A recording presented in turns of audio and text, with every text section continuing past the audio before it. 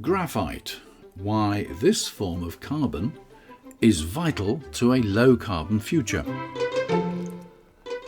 Everyone knows about lithium and about how it's used in batteries for almost every electronic device, but lithium is only part of the story.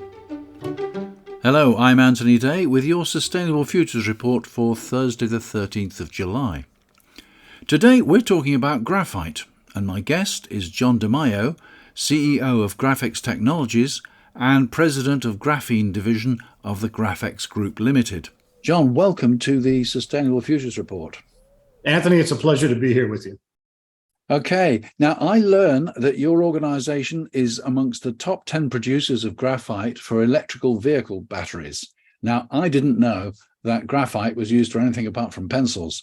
And suddenly I find it's in EV batteries. EVs are the way to sustainability for a lot of people. So clearly this is very important and fits right in with the Sustainable Futures Report.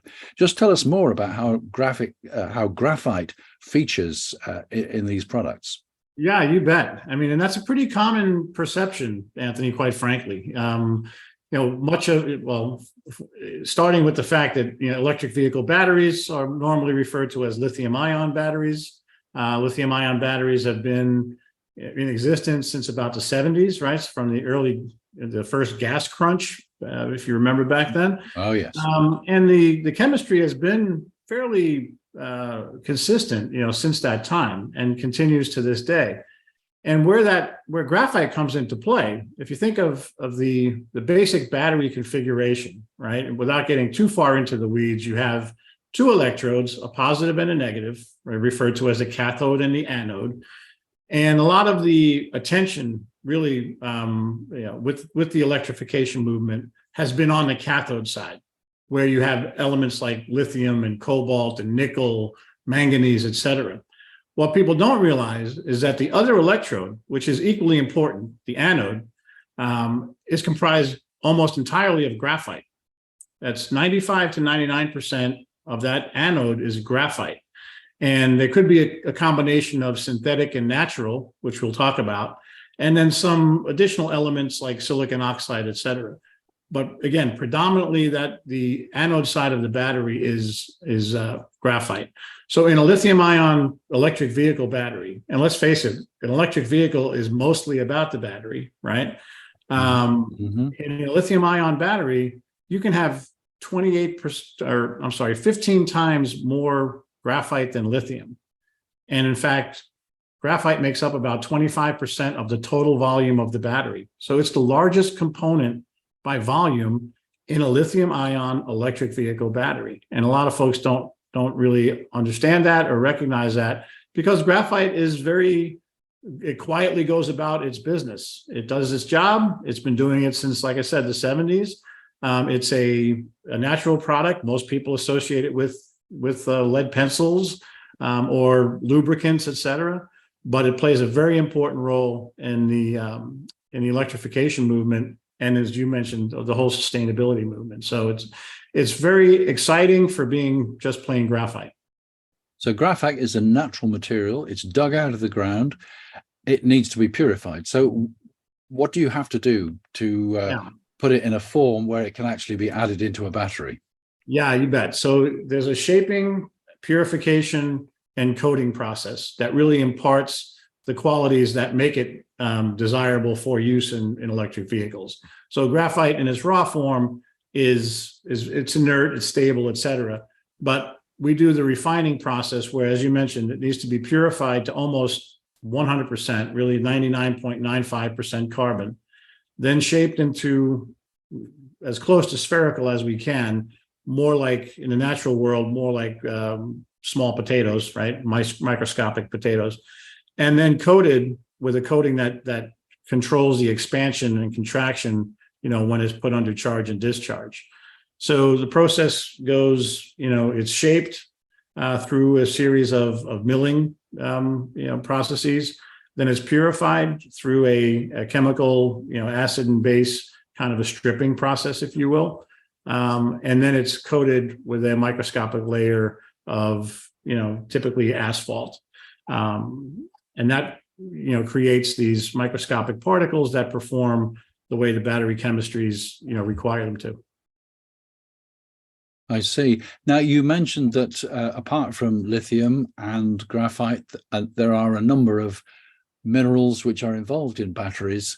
And I think we're aware that quite a lot of them are very rare, and there's a lot of conflict about how they are sourced. What's the picture as far as graphite is concerned? Is that rare? Is that difficult to find? It's a great question. So it's both, right? It's rare from the standpoint of that there are not a lot of producing mines currently for graphite. Historically, it has not been the most profitable mining venture that miners can do. So, for all of the capital required and the, regulatory navigation, miners would probably choose other, more lucrative metals, gold, lithium, et cetera. Mm-hmm. But the good side, or the positive point about graphite, is that it's very abundant on the planet, right? So there are multiple deposits of graphite all around the world. They just have not yet been tapped in any large scale volume. That's starting to change because of the demand that electric vehicles represent for graphite. And like I said, it's a major component in the lithium ion battery. But currently, and historically, most of the graphite that's being used in the battery environment has come from China.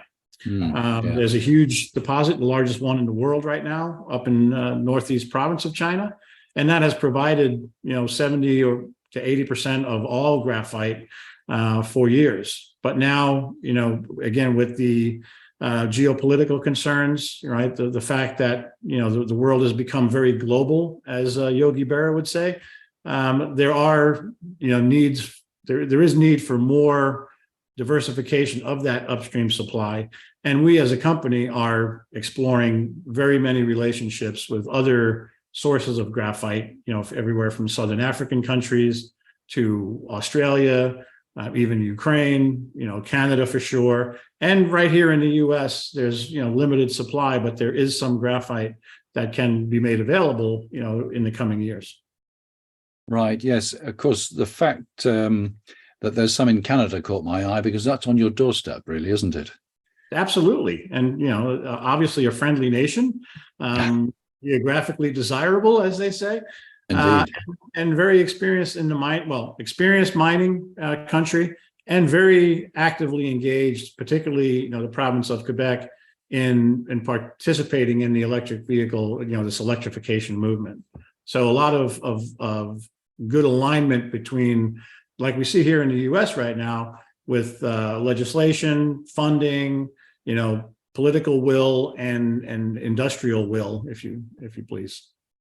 Now, it says in one of your press releases that your organization's objective is to create an end-to-end graphite processing and production capability in North America. Does that are you looking to be totally vertically integrated so that you start with a mine? And what are the other stages in the supply chain towards your final customer? Actually, no, not the mining, right? So we're going to, we believe in sticking to your knitting, so to speak, right? Yeah. So we have over a decade of experience in the refining of graphite. And I always refer to that as part art and part science. The way I described it a little bit earlier, milling, purifying, coating, sounds fairly simple. And in some, it's not, in some ways, it's not rocket science, so to speak. However, there is a lot of technique and know-how associated with, and if you think about it, it makes sense. You're talking about, we produce 10,000 metric tons of microscopic particles that are, delivered to a very exacting specification. So that is, when you're doing it on a continuous basis, you need to have a significant amount of experience and know-how. And we spent a couple of years just in the development stage before we went commercial, and then have had 10 years of experience in that realm. So when we talk about end to end, we're talking about, for ourselves, taking it from the mine output to the battery delivery. But when we talk about end to end from the OEM's perspective, that includes the mining. So what we're doing, rather than getting into the mining and trying to vertically integrate into a new business, we're aligning ourselves with experienced players on that side. Right. So we have, when you've seen some announcements about some offtake agreements, and that's fairly straightforward. We're also exploring some joint venture potential arrangements with mining operations so that together we can represent what we call an industry solution, which is, again, from mine to battery with experienced players at every step along the way, so that we can hit the ground running, in this push for domestication. When you really think about it, Anthony, as a society, particularly North America, we're looking to replace over 100 years of internal combustion, technology with electric, and at the same time domesticate that. Right. So that's a huge task, right? So there's a lot of infrastructure, aside from just the battery production, right? We could talk about charging and that whole thing, because that's necessary as well. But just those two items, those two elements, to bring that capacity online quickly, we believe that experienced players that are ready to plug and play and kind of, do what we've already been doing. In our case, 10 years of experience doing this, all we're going to do now is replicate that here. That's the quickest way, we think, to get to, to build out this muscle for electrification here. Hope I answered your. Yeah, that's fine. You're undoubtedly providing your product to US manufacturers. Are you exporting to Europe as well? Not yet. In fact, we're not yet in production in the US. Right. So we've announced our plant in Michigan. That's probably about 50% along the way. We received our environmental permit just recently. We announced that, I believe. And now it's a question of getting, final design, equipment ordered, et cetera, et cetera. So our first push will be here in North America, US, possibly Canada as well. And then onto Europe. The industry is moving. It's still finding its level, if you will. It's a shift in paradigm for the automotive industry. There's not an existing manufacturing base, so that all has to be built. And we're moving, like I said, into North America first, and then onto Europe. Right. Now, turning in a slightly different direction, your title is President of Graphene Division. Graphene, to me, I believe, is an incredibly thin sheet of carbon, 1 atom thick. Right. What's the application for that? Yeah, so graphene is one of those terms that does get not misused, but when people hear that term graphene, they think of what you're talking about, the single sheet, the single atom layer sheet of material that has, just superhuman properties, right? It's 200 times harder than steel, transparent. I mean, it's just incredible conductor, et cetera.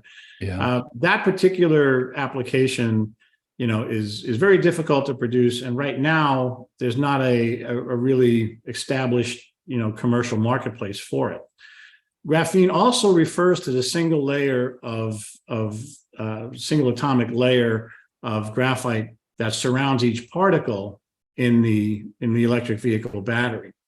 So when we talk about the charge and discharge, the atoms, the electrons, are actually stored in the graphene layer of those particles. So that's what we really refer to as the graphene, the graphene layer, for more practical purposes. We do have, R&D in the applications for, the graphene, the single layer sheets. But we're focused primarily on, the production of and refinement of graphite for electric vehicle batteries and battery energy storage. Let's not forget that there's a huge need for in this electrification movement for storage, for renewable energy to be accessible, in off-peak or off-production timelines, right? That's always been the knock against renewables. The wind blows at night. We need power in the day. Sun shines during the day. We need power at night. Batteries is kind of the answer to level that out.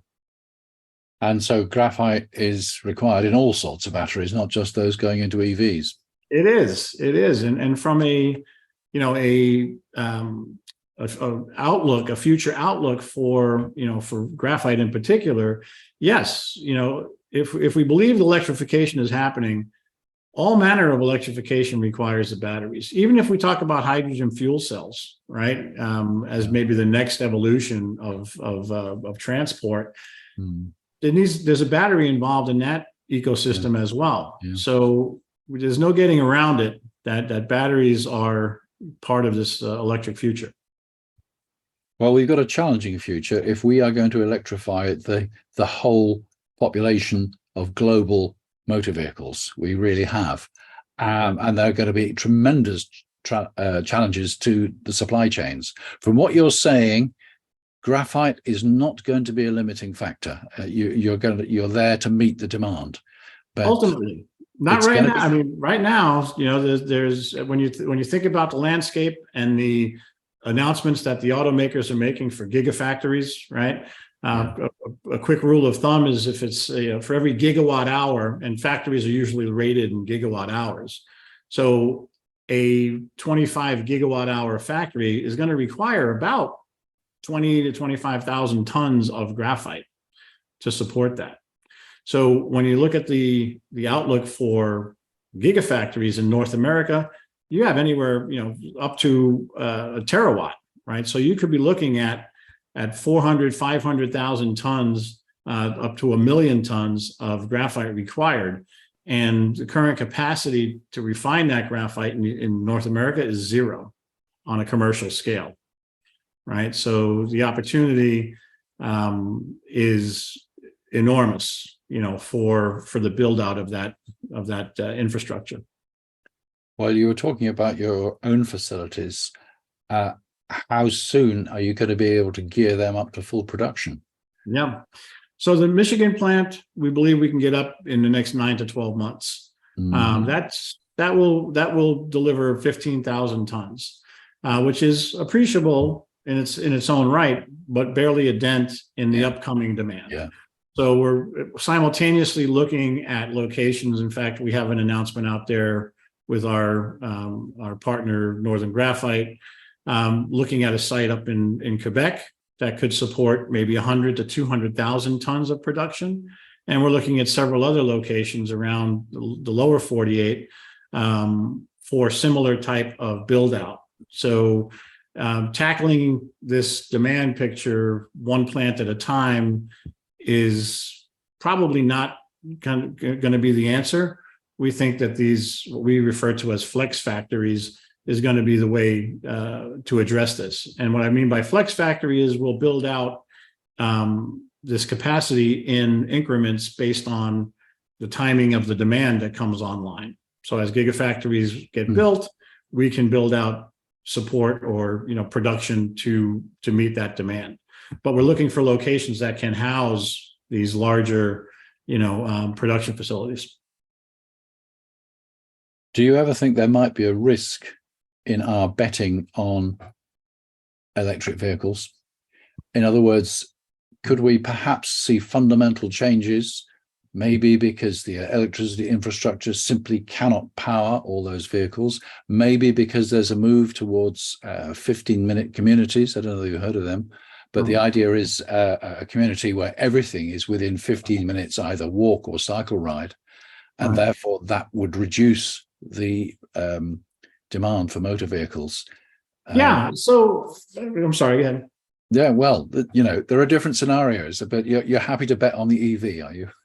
Well, we're not just betting on the EV. I mean, EV is representing the most obvious demand and immediate demand for batteries, but 15-minute communities. I mean, the move away from fossil fuels, I think, is a one-way trip. We can argue, not argue, but there can be argument made that you'll never move 100% away from it, and that may be true. But for a sustainable future, I think that electrification is the way. Whether that's again renewable, people will argue again nuclear, right? But we do have solar and wind available today, and other renewables that are being developed. I've been in this space for 30 years, so I've seen a lot of these technologies, and they keep getting better, et cetera. So electrification is happening. Electric vehicles, yeah, they may take a different role in the future, but electrification is happening. Electrification equals batteries. Batteries equal graphite. So for us, we're comfortable in our role. The question you asked might be a better one for the electric vehicle manufacturers, but we're bringing a basic element to the electrification movement. And right now that's focused a lot on electric vehicles. But like I said, energy storage is going to be a more dominant player as we move ahead. Well, come what may, I think we agree we live in exciting times. For sure. And this is it's very exciting for a guy that's been, in the sustainable world. And again, I've been in energy transition before it was even called that, right? Working on concentrating solar out in the Mojave Desert back in the 80s, right? With molten salts and all that. But it's always been, I always refer to it as kind of pushing a rock uphill, right? That we knew it was good for the environment and good for the planet, but getting it adopted was always a challenge, right? It had to make financial sense, and there were a lot of pushbacks against it. Finally, we're getting to the point. We've reached crossed the Rubicon, I would say, on this electrification movement. It's finally been accepted that we really need to do it. That the fossil fuel past is just that. We have to move ahead. So now we're seeing legislation, political will equal societal will, so to speak. So you've got legislation, resulting in funding resulting in action. So it's a very exciting time for a guy like me, and probably like you, that we are finally, moving forward. It might be chunky, and there will be bumps along the way, but we've seen that before. We've seen fits and starts and stops. Now it seems like the momentum is definitely going to carry the day. John DeMaio, thank you very much for sharing your ideas with the Sustainable Futures Report. You bet. My pleasure, Anthony. Anytime. That's John DeMaio, CEO of Graphex Technologies. Before I go, there's another story about Just Stop Oil. At the weekend, former Chancellor George Osborne got married, and a smartly dressed lady walked up to the happy couple as they left the church and showered them with orange confetti. This caused an outcry amongst the usual suspects, blaming Just Stop Oil, and Priti Patel went so far as to call them lowlife. Just Stop Oil responded by saying that they had no idea who the lady was, and she was certainly nothing to do with them. Nevertheless, they were delighted with all the publicity that she generated for them. This week, President Biden visited King Charles to talk about the climate emergency. In a week when the Energy and Climate Intelligence Unit reports that some 26% of members of Parliament, 44% of Conservatives, do not understand basic climate science, let's hope that their conversation will be shared with our legislators, starting with the Prime Minister. Apparently, many MPs believe we can stop climate change without achieving net zero. Another topic for another day. Well, here we are in July, still going strong, and there will be another episode next week, although I am looking forward to a break in August. Even then, I may bring you some more interviews. Thank you for listening. Thank you for your support, especially if you are a patron, and thank you for your feedback and ideas. I'm Anthony Day. That was the Sustainable Futures Report. Until next time.